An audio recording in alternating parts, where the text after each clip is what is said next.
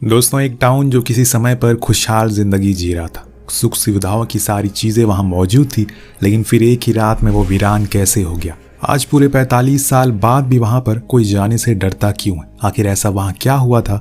चलिए जानते हैं। 3 दोस्त जो कि यूक्रेन घूमने के लिए आए हैं, जिसमें 2 लड़कियां और एक लड़का है जिसका नाम है नेथन। वो रात होने पर अपने भाई पॉल के घर आता है ताकि उसके साथ भी थोड़ा समय बिता सके, क्योंकि कुछ दिन बाद वो लोग रशिया जाने वाले हैं, क्योंकि नेथन को वहां पर नतालिया को प्रपोज करना है शादी के लिए। लेकिन यहाँ पॉल को एक आइडिया आता है, क्यों ना वो लोग यहाँ से 45 किलोमीटर दूर एक अबैंडन टाउन में जाए, वहाँ की चीज़ों को एक्सप्लोर करें। उनके लिए फन हो सकता है। सबसे एक्सट्रीम बताओ कि वहाँ पर जाने पर सरकार ने रोक लगा रखा है, क्योंकि उस टाउन की बहुत पुरानी कहानी है जो बता तो सबको है, लेकिन कोई भी उसके बारे में बताना और बात करना नहीं चाहता। नेथन को ये आइडिया बिल्कुल भी पसंद नहीं आता, लेकिन तभी नतालिया इस प्लान में अपना इंटरेस्ट दिखाने लगती है, तो नेथन को भी फिर मानना ही पड़ता है। दरअसल उस टाउन की एक हिस्ट्री है। आज से तकरीबन 45 साल पहले वहां पर एक न्यूक्लियर पावर प्लांट हुआ करता था, जिसमें कोई गड़बड़ी हो गई और फिर एक ही रात में वो हादसा हो गया, जिसमें वो पूरा टाउन एक ही झटके में साफ हो गया। अगले दिन जब लोग वहां पर गए तो उन्हें कुछ नहीं मिला, यहाँ तक कि लोगों की लाशें भी नहीं। क्या ऐसा भी कुछ होता है? अब इन लोगों को एक गाइड की जरूरत है। ये सभी यूरी नाम के बंदे के पास जाते हैं, जो कि एक्स मिलिट्री मैन रह चुका है। उसने उस टाउन का काफी टाइम तक चक्कर लगाया हुआ है, कई लोगों को घुमाया भी है। वहां वो सभी ये आश्वासन देता है कि जैसे उन्होंने इंटरनेट पर पढ़ा है और देखा है, वैसा वहां पर कुछ भी नहीं है, बस खंडर इमारतें और कुछ लावारिस गाड़ियां, जिनका अब कोई वारिस नहीं है। इतने में इन लोगों को एक कपल ज्वाइन करता है, जो कि ऑस्ट्रेलिया से आया था। अब सभी तैयार हो जाते हैं और कार में बैठकर उस ओर जाने के लिए निकल पड़ते। 3 घंटे की ड्राइव के बाद वो उस टाउन के एंट्रेंस पर पहुंचते हैं, लेकिन वहां खड़ा एक मिलिट्री मैन इन्हें अंदर जाने से मना करता है। तब यूरी बाहर निकलकर उसे बात करने की कोशिश करता और समझाता है कि आप लोग खामखा डर रहे हैं, वहां पर कुछ भी नहीं है। लेकिन वो बंदा उसे फिर भी अंदर जाने नहीं देता और कहता है कि तुम्हें वहां नहीं जाना चाहिए और मैं तो तुम लोगों को अंदर जाने नहीं दूंगा। लेकिन यूरी को वहां के कई और रास्ते पता होते हैं, इसीलिए ये लोग एक शॉर्टकट से अंदर पहुंचते हैं, जहां पर उनके अलावा कोई नहीं। कुछ बंकर बने हुए हैं, पर अब वो खंडर हो चुके हैं। नेथन नोटिस करता है कि हर पेड़ पर रेडियो एक्टिव का सिंबल बना हुआ है, शायद इसीलिए यहाँ पर कोई मिलिट्री नहीं है। उनका काम भी यहाँ पर क्या होगा, क्योंकि यहाँ तो कोई आता भी नहीं है और अंदर कुछ है भी तो नहीं जिसे हमें डरना चाहिए। ये उसके अभी के शब्द थे, लेकिन कुछ ही देर बाद उसके शब्द बदलने वाले, बस देखते जाइए। ऊपर वाला इन्हें ये सिंबल दिखा रहा है कि अंदर मत जाओ, शायद तुम वापस ना आ पाओ। लेकिन अगर ये अंदर नहीं गए तो मज़ा कैसे आएगा? अगर आप ऐसी किसी सिचुएशन में हो तो आपको कोई ऐसी जगह एक्सप्लोर करनी हो तो क्या आप जाएंगे? मैं तो नहीं जाऊंगा। अब ब्रेक लेने के लिए ये लोग एक छोटे से लेक साइड रुकते हैं, जहाँ उन्हें ज़मीन पर एक फिश मिलती है, जो किसी मॉन्स्टर जैसी लग रही थी, सेम पिराना जैसी। यूरी उसे टच करता है। क्या वो जिंदा है? जी हाँ, वो जिंदा थी, जो देखकर सभी अचंभित हो जाते हैं, क्योंकि ज़मीन पर भी कोई मछली जिंदा कैसे रह सकती है। खैर, अपने दिमाग पर ज़्यादा जोर नहीं डाले बिना ये लोग आगे बढ़ जाते हैं। पर उनके जाने के बाद हम उस लेक में उसी प्रकार की कई हजारों मछलियों को देखते हैं जो कि जिंदा थी। लेकिन कैसे? क्या कोई उन्हें यहाँ पर आकर खाना देता है, या फिर लेक के नीचे कुछ ऐसा है जो खाकर वो अभी तक जिंदा है? क्योंकि ये लेक तो किसी नदी से कनेक्टेड भी नहीं है। सभी थोड़ा और अंदर जाते हैं और उन्हें वहाँ पर बड़े बड़े झूले दिखाई देते। शायद ये जगह किसी टाइम पर पार्क होगी। पर अमांडा को यहाँ पर रेडिएशन की फिक्र हो रही, कहीं उन्हें कुछ नुकसान तो नहीं हो रहा है। तो यूरी उनकी फिक्र को दूर करने के लिए एक रेडिएशन मेजर डिवाइस निकालता है। उसमें जल रही ग्रीन लाइट अमांडा को शो करता है, यानी कि यहाँ कोई रेडिएशन नहीं। सालों पहले था, वो खत्म हो चुका है, वो चिल कर सकती है। अब सभी उस जगह पर फोटो खिंचवाते हैं और देन यूरी लास्ट लोकेशन पर लेकर जाता है, जो कि एक अपार्टमेंट था। तभी उन्हें उस एंट्रेंस पर एक अजीब सा जानवर मरा हुआ मिलता है, जो क्या था किसी को पता नहीं है, यूरी तक को भी नहीं। अब वो सभी ऊपर जाते हैं, जहाँ से यूरी उन्हें दूर खड़े उसी रिएक्टर को दिखाता है जहाँ से वो एक्सप्लोजन हुआ था। फिर एक ही रात में सब कुछ खत्म हो गया। वो जगह आज भी सुनसान पड़ी है, बस आसपास हरियाली आ गई है। शायद आज से 100 साल बाद जब उस जगह पर 0% रेडिएशन हो जाएगी, तो फिर से रहने लायक वो जगह बन जाएगी। अब इन्हें यहाँ पर अंधेरा होने से पहले निकलना होता है, इसीलिए ये लोग कुछ फोटोज क्लिक करने लग जाते हैं। लेकिन तभी यूरी को कुछ आहट महसूस होती है, जैसे कोई उनकी ओर आ रहा है। सभी उस ओर देखने लगते हैं कि इतने में एक बड़ा सा भालू भागते हुए इनकी तरफ आता है। हालांकि वो किसी को कुछ करता नहीं है, क्योंकि उसको देखकर ये लग रहा था जैसे मानो वो खुद किसी से डरकर भाग रहा हो। पर वहाँ खड़ा एक भी बंदा इस बात पर गौर नहीं करता और फौरन अपनी कार में आकर बैठ जाता है। लेकिन जैसे ही ये कार में बैठते हैं तो इन्हें पता लगता है कि चूहों ने इनकी कार की सर्किट को ही काट दिया है। लेकिन इतनी जल्दी कैसे, और कार तो लॉक है और वो अंदर आए कैसे? खैर, अब तो जो होना था वो हो गया, इसीलिए अब इन्हें किसी को मदद के लिए बुलाना होगा।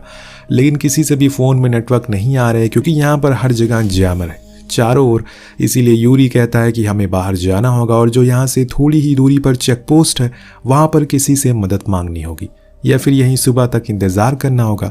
सडनली इन्हें बाहर से किसी के रोने की आवाज़ आती है, जैसे कोई बच्चा सिसक सिसक कर रो रहा हो, जो सुनकर यूरी अपनी बंदूक निकाल लेता और बाहर जाकर चेक करता है। उसके साथ नेथन भी था, पर तभी उन्हें कुछ गोलियों की आवाज़ आती, जो देखने के लिए पॉल बाहर जाता है और अंदर घायल नेथन के साथ लौटता है, जिसकी पैर की हड्डी किसी ने नोच कर बाहर निकाल ली थी, जो देखकर सभी इतने ज़्यादा डर जाते हैं कि इनके मुंह से आवाज़ तक नहीं निकलती।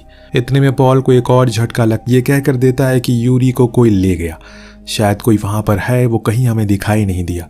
अब सब ने इस कार को लॉक कर लिया क्योंकि यही उनके लिए सबसे सेफेस्ट प्लेस है। अगर वो बाहर गए तो न जाने क्या होगा, इसीलिए खतरा है। दोस्तों, अगर कहीं जाने से लोग आपको बार बार मना कर रहे हैं तो वहाँ पर मत जाइए। कुछ के अंदर कुछ सुलेमानी कीड़ा होता है जो उछल मारता रहता है, जैसे कि इन लोगों के अंदर था। अब ये लोग पहले से इतने डरे हुए हैं कि तभी कार की विंडोज़ पर कुछ कुत्ते हमला कर देते हैं, जिन्हें देखकर इन्हें लगता है कि शायद इन्होंने ही नेथन का ये हाल किया होगा। पर डॉग किसी को इतनी बेरहमी से तो नहीं जख्मी कर सकते। आपको क्या लगता है? सुबह होने पर ये लोग डिसाइड करते हैं कि ये 3 लोग यानी कि पॉल, अमांडा और माइकल जो यूरी को ढूंढने के लिए जाएंगे, क्योंकि उसके बिना यहाँ से निकल पाना असंभव है। उसे इस जगह के बारे में पता है। घायल नेथन को वहीं उन दोनों लोगों के साथ रहने को कहते हैं। इस बीच वो तीनों एक पुराने कैफेटेरिया में जाते हैं जो कि ये अंडरग्राउंड था, जिसके कारण वहां पर काफी अंधेरा रहता है। लेकिन ये फिर भी अंदर जाते हैं क्योंकि इन्हें यूरी को किसी भी हाल में ढूंढ कर रहना है। पर ये क्या, वहां तो इन्हें यूरी की आधी कटी फटी लाश मिलती है, जिसके अंदर के सारे ऑर्गन गायब थे, बस ऊपर की चमड़ी। उसकी ऐसी हालत को देखकर इन सभी को अंदाजा हो जाता है कि आखिर लोगों ने यहाँ आने के बारे में ऐसी बातें इंटरनेट पर क्यों लिखी थी। इतने में इन्हें बाहर गेट पर किसी की शैडो दिखती है, जो देखकर अमांडा फौरन उन लोगों को चलने को कहती है। लेकिन पॉल यूरी की बंदूक निकालता है। इतने में वो जो कुछ भी था वो पीछे के गेट से अंदर आता है, लेकिन ये दोनों लड़के भागने में कामयाब हो जाते हैं। पर बेचारी अमांडा वहाँ रह जाती है। जब वो अपनी नज़रें बड़ी हिम्मत से पीछे करती है तो देखती है कि कोई अनजान चीज़ यूरी की बची हुई लाश को खा रही है, जो देखकर उसके तो हाथ पैर कांपने लगते। तभी उसे गेट पर पॉल दिख, जो इस ओर आने का इशारा करता है। वो रेंगते हुए गेट की ओर जाती है और फौरन बाहर आकर गेट को लॉक कर देती है। देन वो तीनों ही भागकर कार के पास आते हैं और अपने साथियों से सब कुछ बताते हैं। फौरन चलने को कहते हैं क्योंकि ये जगह उनके लिए बिल्कुल सेफ नहीं है। लेकिन नेथन तो घायल है, इसीलिए वो चल नहीं सकता। अब इनके पास उसे यहीं पर छोड़ने के अलावा कोई और ऑप्शन नहीं है। नतालिया को भी उसके पास रुकने को कहा जाता है और उसे वहीं यूरी की बंदूक भी दे देते ताकि वो लोग खुद को सेफ रख सके। पॉल वादा करता है कि वो जल्द ही मदद लेकर आएगा, तब तक वो कैसी भी करके खुद को जिंदा रखे। ये कहकर वो लोग पास में बने एक अबैंडन गैरेज में जाते, जहाँ पर इन्हें ढेर सारी गाड़ियाँ मिलती है। पर बीच रास्ते में क्रिस को वही कुत्ते यूरी की बची हुई लाश को खाते हुए दिखते, यानी कि वो सच में आदमखोर है। इसीलिए ये लोग वहाँ से धीमे पैर आगे बढ़ते। पर जैसे जैसे इनके कदम आगे की ओर बढ़ रहे थे, रेडिएशन तेजी से बढ़ता जा रहा है। इनके लिए आगे जाकर खतरा बन सकती है। इस बीच इन्हें एक बस दिखाई देती है जो कि बहुत ही खस्ता हालत में थी, क्योंकि किसी ने उस पूरी बस में बहुत सारी गोलियां मारी थी। जो देखकर सबसे ज्यादा हैरान पॉल होता है, क्योंकि कोई इस बस में क्यों शूट करेगा। यही जानने के लिए वो उसके अंदर जाता है, जहाँ शायद कोई पहले से रहा करता हो। वहां पर उन्हें कुछ बर्तन जैसी चीज रखी हुई मिलती है और एक बंदूक भी, लेकिन उसमें गोलियां नहीं थी। इसीलिए ये लोग बाहर आ जाते हैं। लेकिन उन्हें उन आदमखोर कुत्तों ने देख लिया था, इसीलिए अब इन्हें वहां से भागना होगा किसी भी हाल में। इसीलिए तीनों ही पूरी जान लगाकर भागकर पहुंचते हैं उस लेक के पास, जिसको हमने कहानी की शुरुआत में देखा था। सभी उसके ऊपर बने एक टूटे फूटे ब्रिज को पार करने की कोशिश करते हैं ताकि वो कुत्ते इस ओर ना आ सके। लेकिन उसी में क्रिस और अमांडा पानी में गिर जाते हैं, जिसमें क्रिस के पैरों में एक खरोच आ जाती है, जो उन्हें तो नॉर्मल लगती है, पर आप लोग याद रखिएगा क्योंकि यही खरोच आगे जाकर कुछ बड़ा तहलका मचाएगी। अब ये सब तो वहां से बच जाते हैं, पर जब अपनी कार के पास आते हैं तो देखते हैं कि वो तो पलटी हुई है और उनके साथ ही कहीं दिखाई नहीं दे रहे। ये कुछ तो हुआ है, यानी कि कुछ तो हुआ है। तभी अमांडा को नतालिया का कैमरा मिलता है, जिसमें आखिरी रिकॉर्डिंग नेथन की थी, जो उसे प्रपोज कर रहा है। कि तभी उनके ऊपर किसी चीज़ ने हमला कर दिया, जिसके बाद नतालिया की चीखें सुनाई दिया और बूम सब बंद हो जाता है। ये सब देखकर बेचारा पॉल अपने भाई को ना बचा पाने के गम में वहीं बैठकर रोने लगता है। चीखता है, चिल्लाता है, पर कहीं न कहीं उसे यकीन है कि वो जिंदा है और इसीलिए ये लोग उम्मीद नहीं छोड़ना चाहते और वहाँ की आसपास की अपार्टमेंट को खोजने के लिए जाते। पर वहाँ काफ़ी ज़्यादा अंधेरा था, ऊपर से वो जगह बहुत ही ज़्यादा डरावनी होती है, जो देखकर मुझे भी डर लगने लगा। तभी अचानक इनके सामने कोई चीज़ आती है जो ना तो इंसान थी ना ही जानवर, जिसको देखकर ये सभी फौरन उस जगह से बाहर निकलते। जिस बीच इन्हें एक मैप मिलता है और सहमी हुई नतालिया, जो कि इनके मदद के लिए पुकार रही थी, इतने में ही इनके सामने एक बच्ची आ जाती है जो घायल अवस्था में थी। वो सभी उसकी ओर देखने लगते हैं कि तभी उनके पीछे से कोई नतालिया को उठा कर ले जाता है। यानी कि एक तरह का जाल था जिसमें ये सभी अब फंस चुके हैं। अब और न जाने कैसे निकलेंगे बाहर, क्योंकि एक एक करके अब ये अपने साथियों को खोते जा रहे हैं। नेथन के जाने के बाद अब ये लोग नतालिया को नहीं खोना चाहते, इसीलिए अब ये उस मैप की मदद से उस जगह की काफ़ी अनएक्सप्लोर जगहों पर जाते हैं, वो भी आधी रात में। दिन में भी कोई यहाँ पर आने से डरता है। ये सभी अंधेरी डरावनी रात में इस जगह पर अपने दोस्त को ढूंढ रहे। देखते हैं इनका ये मिशन पूरा होता है या नहीं। आप तैयार रहिएगा, क्योंकि अब कुछ ऐसे सीन आने वाले हैं जो आपको झकझोर कर रख देंगे। फिलहाल अब ये चारों ही उस रिएक्टर के काफ़ी करीब पहुंच चुके हैं, जहां पर रेडिएशन काफ़ी ज़्यादा हाई है। लेकिन अभी इन्हें बस किसी भी तरह करके नतालिया और नेथन को ढूंढना है। अब ये सभी काफ़ी डीप चले गए हैं, जहां पर इन पर कुछ वैसी ही अजीब सी चीज़ें हमला करती है, जो शायद आदमखोर हो सकती है, जो इंसानों को खाते हैं। अब बेसमेंट में उनकी तादाद ज़्यादा थी, जिस चक्कर में माइकल बेचारा पीछे रह जाता है। इन तीनों को खुद की जान बचाने के लिए उस गेट को लॉक करना पड़ता है, वरना ये भी मारे जाते। अमांडा अलीना को बहुत ही समझाती है कि तुम्हें होश से काम लेना होगा, लेकिन वो फिर भी रोए ही जा रही थी। ये लोग अब एक पतले से पैसेज से आगे की ओर बढ़ रहे थे, जो कि इन्हें और भी गहराई में ले जा रहा है, यानी कि उस रिएक्टर के कोर की तरफ। और इतने में बीच में अलीना गिर जाती है और जिस जगह पर वो गिरी थी वो किसी पागल खाने जैसी लग रही है। वहां पर चारों ओर बेड और कुछ अजीब सी मशीनें रखी हुई थी। ऐसा लग रहा है कि मानो वहां पर किसी का इलाज होता हो किसी जमाने में। लेकिन एक न्यूक्लियर रिएक्टर के नीचे इलाज करने वाले भी पागल ही थे क्या? अब इसे आगे वो कुछ और सोच पाती कि इन्हें अपने चारों ओर कुछ आवाजें सुनाई देती है, जैसे कोई सिसक कर रो रहा हो। जब पॉल दूसरी ओर अपनी टॉर्च करता है तो देखता है कि वहां पर काफी सारे अजीब से दिखने वाले इंसान थे, जो किसी क्रिएचर में बदल चुके हैं। इसीलिए वो अमांडा को लेकर बाहर आता है। इस बीच अलीना को भी होश आ जाता है, लेकिन जब तक वो ऊपर आ पाती वो सभी उसे अंदर खींच लेते हैं। उसकी ऐसी मौत को देखकर अमांडा पूरी तरह से दहल जाती है।